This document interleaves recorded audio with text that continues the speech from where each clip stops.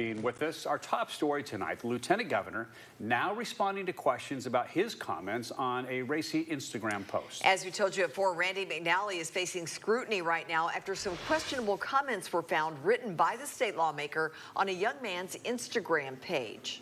Now, some comments even seem to contradict McNally's voting history. As you may know, the Republican has a staunch anti-LGBTQ voting record. Now, our sister station in Nashville has been digging through comments made by McNally's verified page as far back as 2020.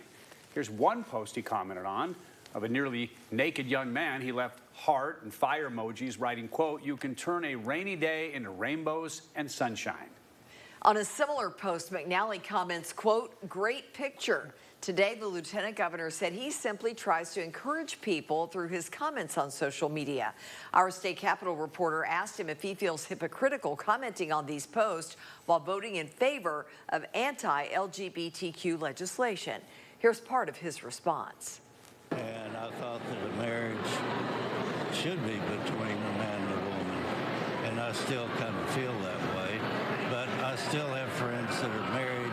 I'm not against those individuals, and I just, try to encourage and support individuals that I know. When asked if he thought anything his account posted on Instagram was inappropriate, McNally said, quote, "Maybe I should have been a little more careful in my selection of things," end quote. Now, the young man in those pictures is identifying himself as Franklin from Knoxville. We heard from him after the controversial comments started circulating online last night.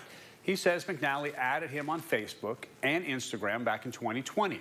He also apparently sent Franklin compliments by direct message, but he says the two have never met in person.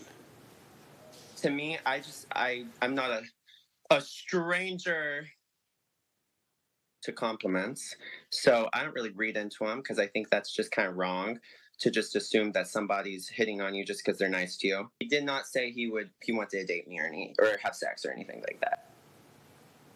Franklin's Instagram is not the only profile that the lawmaker kept up with on social media. His account also liked pictures of transgender individuals in Tennessee.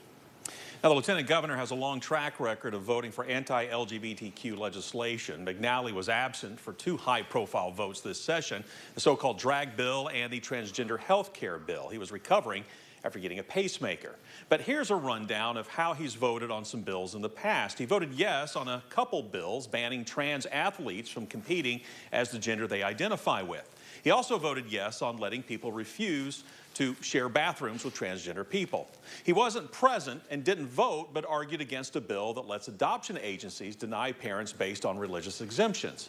But he did vote yes on a 2016 bill that lets therapists decline services based on religious exemptions.